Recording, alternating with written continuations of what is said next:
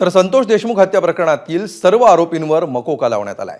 विधानसभेमध्ये मुख्यमंत्री फडणवीसांनी या संदर्भात घोषणा केली होती। मात्र घोषणा करून सुद्धा मकोका अंतर्गत गुन्हा दाखल का झाला नाही असा सवाल सर्व स्तरातून विचारला जात होता।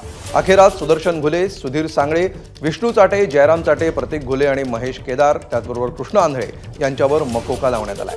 मात्र वाल्मिक कराडवर अजूनही मकोका लावण्यात आलेला नाही। वाल्मिक कराड सध्या खंडणी प्रकरणामध्ये अटकेत आहे, त्यामुळे खुनाच्या खटल्यातल्या आरोपींमध्ये त्याचा समावेश नाही, त्यामुळे त्याच्यावर मकोका दाखल झालेला नाही। तर कृष्ण आंधळे फरार आहे। तर कोणकोणत्या आरोपींवर मकोका दाखल झालाय बघूया ग्राफिक्सच्या माध्यमातून। सुदर्शन घुले, सुधीर सांगळे, विष्णू चाटे, सिद्धार्थ सोनवणे, जयराम चाटे, प्रतीक घुले, महेश केदार आणि कृष्ण आंधळे।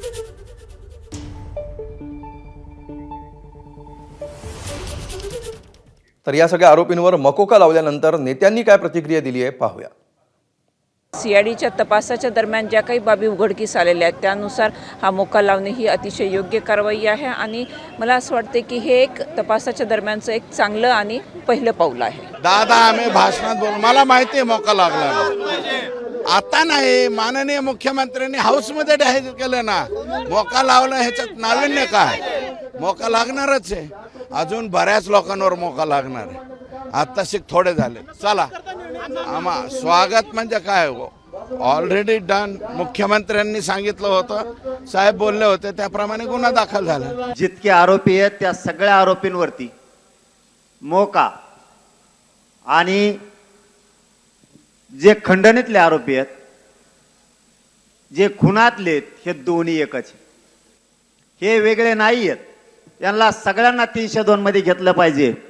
पुन्हा एकदा मुख्यमंत्र्याला धाराशिवच्या नगरीतून सांगतो, सगळ्यांना 302 मध्ये घ्या। यातला एकही आरोपी सुटला नाही पाहिजे। यातला एक जरी आरोपी सुटला तरी हे राज्य आम्ही त्या क्षणाला बंद पाडणार, सोडणार नाहीत। दुसरा मुद्दा की सगळ्यांवर मोका का नाही लागलेला, त्याच्यात सिलेक्टिव्ह का निर्णय घेतला, आणि तिसरा की 302 ची मागणी जी सगळ्याच पक्षाच्या, म्हणजे ह्याच्यात कुठलंही राजकारण आणू नये माझंही मत, ही जी परभणी आणि बीड ह्या दोन्ही केसेसमध्ये कुठलंही राजकारण न आणता माणुसकीच्या नात्याने तो तपास झाला पाहिजे। दरम्यान या प्रकरणावर संतोष देशमुखांच्या मुलीनं काय प्रतिक्रिया दिली आहे पाहूया। मोका हा 302 द्वारे लावला पाहिजे आणि आरोपींनाही कठोरात कठोर ही शिक्षा झालीच पाहिजे आणि आम्हाला न्याय लवकरात लवकर मिळाला पाहिजे। तुम्ही सगळे मोर्चामध्ये सहभागी झालेले आहात, लोक येत आहेत, भेटत आहेत, काय बोलतायत तुमच्याशी सगळे? म्हणजे सगळे तर आता सर्वच जण धीर देत आहेत आणि यांच्या या धीरामुळे तर आज आम्ही हा न्यायाचा लढा उभारू शकलोय। नाहीतर म्हणजे हा न्याय म्हणजे आमचं काही म्हणजे आता त्या दिवशी केदार सर बोलले की आम्ही जशी समजा आत्महत्या केली असती, माझे वडील एक असं महत्त्वाचं स्थान होते आमच्या घरातलंच नाही तर ते पूर्ण गावाचा आधारस्तंभ होते। आज तो म्हणजे ते आमच्यात नाही आहेत, पण आमची एक मागणी आहे, त्यांच्यावर जो अन्याय झालाय त्याविरुद्ध न्याय हा मिळालाच पाहिजे।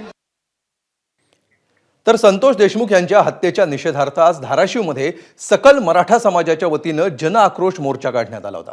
यावेळी सुरेश धस यांनी पुन्हा एकदा धनंजय मुंडे यांच्यावर हल्लाबोल केला। धनंजय मुंडे यांचा ड्रग्ज प्रकरणातल्या आरोपीसोबतचा फोटो देखील त्यांनी दाखवला आणि त्यांना मंत्रिपदावरून दूर करावं अशी मागणी उपमुख्यमंत्री अजित पवारांकडे केली। तर मनोज जरांगेने देखील धनंजय मुंडेंचा एकेरी उल्लेख करत हल्लाबोल केला। दरम्यान जन आक्रोश मोर्चानंतर संतोष देशमुख यांची कन्या वैभवीच्या हस्ते जिल्हाधिकाऱ्यांना निवेदन देण्यात आलं।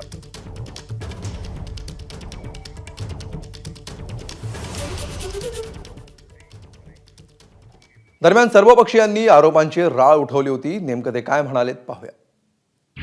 7 जणांना आज मोका लागलाय, राहिलेला 8वा सुद्धा मोकात गेला पाहिजे। 19 ऑक्टोबरला स्वतःच्या बंगल्यावर, सातपुडा बंगल्यावरती बैठक ज्या मंत्र्यांनी घेतली तो ह्याच्यातला आरोपी नाही। हे कसं मला समजून सांगा ना पोलिसा हो। मला सांगतो याच्यामध्ये 890 कोटीच्या ड्रग्स मध्ये कैलास सानप, दत्ता आंधळे हे 2 आरोपी अटक आहेत गेल्या 1.5 वर्षापासून का 1 वर्षापासून। त्याच्याबरोबर कोणाबरोबर फोटो आहे? धनंजय मुंडे यांच्या बरोबर त्याचा फोटो. आका, मेन आका. धनंजय मुंडे, इथून पुढे तरी त्या गुंडाला थांबव.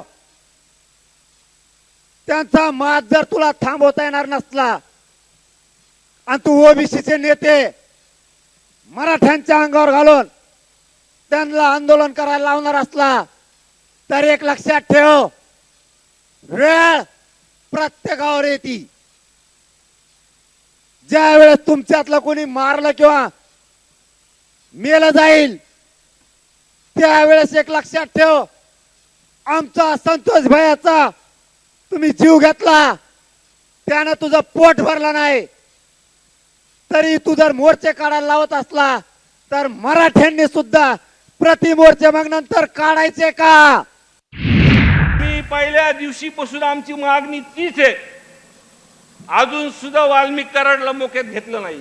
कोण कोण त्याच्यामध्ये तो वाल्मिकांना कराड आहे किंवा त्यांच्या वरिष्ठांनी सुद्धा तिथं तपास थांबवण्यासाठी फोन जर केला असेल, जे हे मास्टर माईक वाल्मिक कराड आहे आणि ज्यांना संरक्षण देण्याचं काम हे धनंजय मुंडे साहेब करतात, त्यांचा राजीनामा घेतल्याशिवाय आपण कुणी शांत बसायचं नाही. आज माझे वडील आपल्यात नाही आहेत, पण त्यांचे विचार हे आपण कायम जपू. त्यांच्या नावापुढे स्वर्गवासी लावायलाही आज आम्हाला म्हणजे माझ्या कुटुंबियांना, मला, गावकऱ्यांना आज खूप दुःख होते. आम्ही तर आज त्यांची वाटच बघतोय, पण आमच्या घरचा जो कुत्रा राजू आहे तो सुद्धा प्रत्येक गाडीच्या मागे पळत जाऊन त्याला वाटतं आपल्या अण्णा आले. आई तुझा भवानी, मी तुला एवढंच सांगते की आता तूच माझ्या वडिलांना न्याय दे आणि या खुनामध्ये जे कोणी आरोपी असतील त्यांचा नरसंहार कर. तर बीड जिल्ह्याच्या बदनामीवरून भाजप आमदार सुरेश धस आणि पंकजा मुंडे यांच्यामध्ये वाद रंगलाय. ही परळीची दहशत आहे असं सुरेश धस यांनी म्हटलंय, तर त्यावर पंकजा मुंडेंनी पलटवार केलाय. बीडमध्ये नाही, फक्त परळीमध्ये आहे. बीड बदनाम कुठेतरी परळीला बदनाम करण्याचं देखील असं आहे का? नाही, त्यांच्यामुळे तर बीड बदनाम झालंच आहे ना. कारण शेवटी या विषयाचं ज्या पद्धतीने मांडणी झाली आहे राज्यभरामध्ये, त्याच्यामुळे राजकीय भूमिका न घेता जर ह्या विषयाकडे संवेदनशीलतेने बघितलं असतं तर असं झालं नसतं. बीड जिल्ह्याला बदनाम आम्ही नाही करत. बीड जिल्हा कुठं बदनाम करा म्हणतो, फक्त परळी पॅटर्न म्हणतो आम्ही. परळीचा पॅटर्न, बीड जिल्हा नाही. बीड जिल्हा आमचा, आम्ही शाबित आहोत. आमचं व्यवस्थित चाललंय. आम्हाला परळीवाल्यांचा काही संबंध नाही. तुमचा परळी पॅटर्न बदनाम होता. एबीपी माझा, उघडा डोळे बघा नीट.